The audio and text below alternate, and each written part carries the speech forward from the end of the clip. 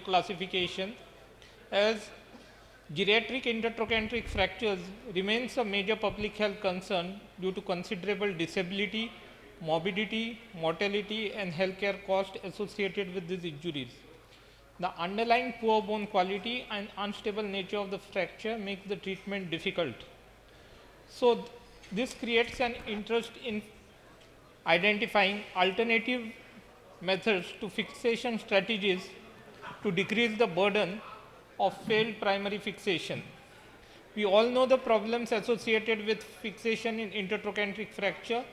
This patient needs prolonged immobilization of often 3 to 6 months of immobilization until the fracture heals. The failure rate varies from series to series, but can go as high up to 16%. The morbidity and mortality is also high. The complications commonly seen in this age group are pulmonary embolism, DVTs, pneumonia. Weight bearing has to be restricted for a long period, and then there are problems associated with fixations like excessive collapse, loss of fixation, cutout, and the treatment cost once it fails. So, where is the role for primary arthroplasty in IT fracture? The indications were well elaborated in this article from OCNA. If there is a primary hip pathology, mainly an intertrochanteric fracture with a ipsilateral hip arthritis or ipsilateral avascular necrosis of the femoral head, or associated inflammatory arthritis like ankylosing spondylitis, rheumatoid arthritis, this all demands arthroplasty on day one. Again, unstable fracture patterns with poor bone quality are extended indication. Neglected fractures when they present to you in a stage of non-union or malunion in an elderly population, this remains the way to go ahead. If you go through the AO surgery reference app, they show just one indication for replacement, and that is the neck of the femur with greater trochanter fracture. Now, primary the arthroplasty also remains a salvage option for a failed fixation of intertrochanteric fracture. However, I will try to judiciously omit this as I feel it's beyond the scope of this talk. We'll try to focus on arthroplasty on day one in an intertrochanteric fracture. So, these are typically the fracture patterns where we will find it difficult to fix them. When we go through the literature, the scheme study is often quoted.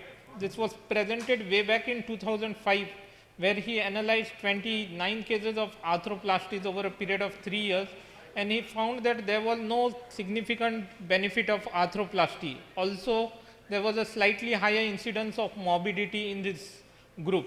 However, over last 2 decades, lot of things have changed. The implants have improved, and so have the outcomes. This study a year later found that bipolar arthroplasty successfully restored the pre-fracture status better than the fixation. So, what are the challenges in primary arthroplasty in an intertrochanteric fracture? If we look at the femoral side, because of the capacious canal, the femoral stem tends to go into varus. There is an increased chance of stem subsidence, and because of the lack of the calcar, this stem tends to go into retroversion. Is there any clear-cut guidelines whether one should go for hemiarthroplasty or a total hip replacement? If one has made up a mind to go for a arthroplasty on day one, yes.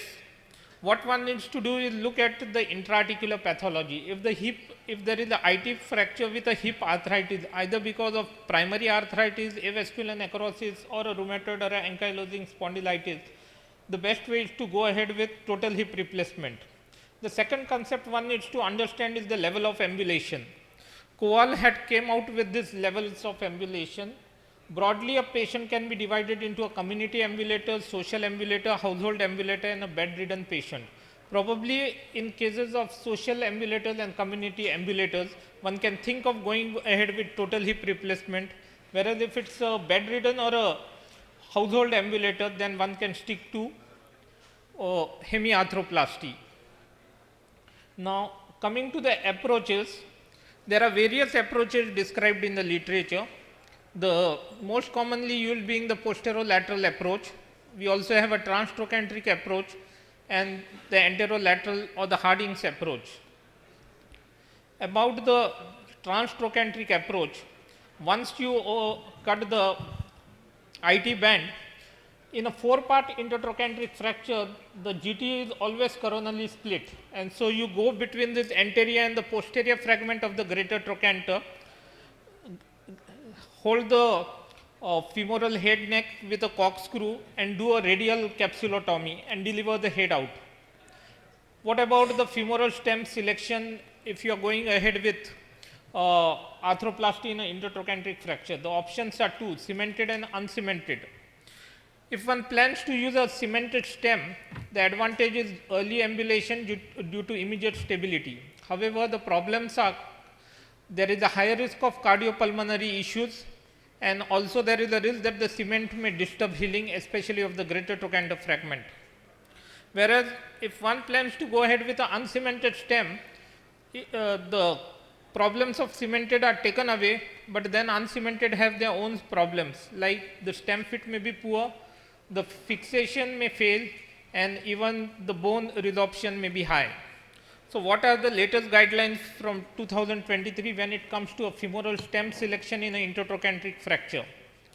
So, if the cortex is thin, basically it is a draw type C canal, then one should go for a cemented stem, either a calcar replacing or a non-replacing stem.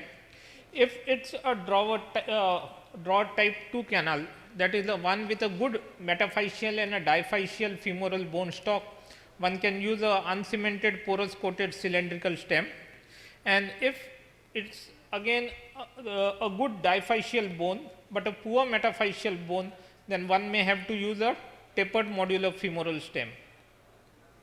When one reviews the literature and compares the outcome of the cemented and uncemented arthroplasties, this choice series of 40 cases using an uncemented bipolar found successful clinical and radiological outcome with any revision at a follow-up of 40 months. Another series from Lee on uncemented bipolar hemiarthroplasties found only 2 revisions in 59 cases, which were mainly because of reinfection. And this third series from Korea found that the outcomes of the uncemented hips are as good as the cemented one. So, there is no clear-cut consensus about which is better, the cemented or uncemented. Coming to the surgical technique of arthroplasty in an intertrochanteric fracture, depending upon the approach, the position will be decided. And this is one technique popularized by Grimsrud. Here, the first step is the lesser trochanter. In a 4-part IT fracture, one tends to put the lesser trochanter fragment back to the femoral shaft by using a cerclage wire. The next thing is you harvest a U-shaped fragment from the femoral head and neck and try to hold it against the collar of the femoral stem. Next step is to put in a cement between this fragment and the femoral stem, and finally you cement the entire stem and you wire the greater trochanter. Our technique that we follow is we use a transtrochanteric approach, hold the head screw with a corkscrew, do a radial capsulotomies. Once the head is delivered out,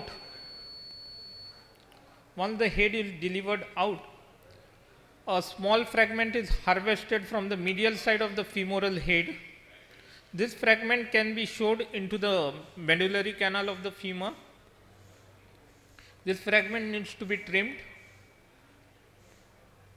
This will be put on the anteromedial aspect of the femur. The canal will be filled with cement, and then you put in the prosthesis and wire the trochanter. That was the lateral profile. When you view this in the coronal profile, that is how the head is excised. The fragment goes on the anteromedial aspect and serves as a calcar. It's filled with a cement, and then you put in the stem and wire the trochanter. So, basically what are the advantages of arthroplasty? It allows early weight bearing, the complication rates are low, and in the latest article from 2023, it has been concluded that especially in A3 types of fracture, arthroplasty is really helpful as it helps in earlier mobilization and decreases the need for readmission and revision surgeries. A word about wiring of the greater trochanter. The first step is to hold the fragment in place. You pass two parallel K wires, put in a figure of 8 wires and tighten it. Alternative to this is to use a plate which can be held with a screws or with a cable. You can further reinforce this by using tendon suturing over this fragment along with the figure of 8 technique. That was the case of a 75 years old household ambulator who underwent a hemi replacement arthroplasty.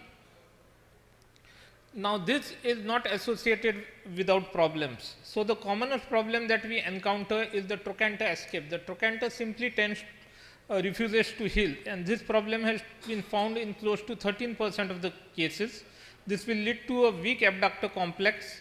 Also, when one compares arthroplasty with a fixation in IT fracture, the operative time is more, soft tissue handling is more, exposure is extensile, and the blood transfusion rates are also on a higher side. That was another case of a IT fracture which was replaced. Now, one also need to know what are the common indications for readmission in a arthroplasty in IT fracture. So, the indication remains pulmonary embolism, delirium, urosepsis, heart failure and need for revision surgery. This is an interesting article about mortality in arthroplasty. That's a big concern to the surgeons. So, they have concluded if there are 3 or more comorbid systemic factors associated, then the chances of mortality are very high.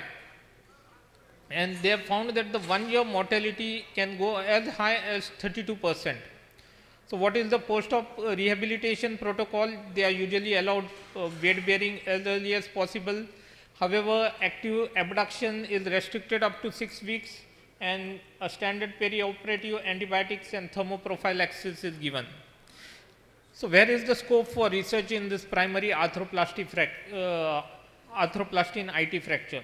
It has been found that there are very few separate scoring system to measure the post-operative function. Also, it has not been quantified about the impact of GT escape on the functional outcome of this patient.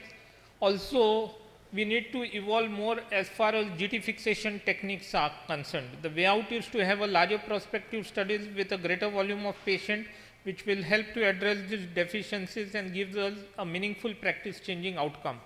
So, what is the take home message? The mainstay of peritrochanteric fractures will remain either a sliding hip screw or a nail.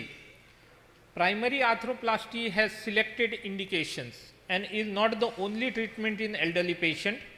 However, arthroplasty is a useful salvage option when fixation fails.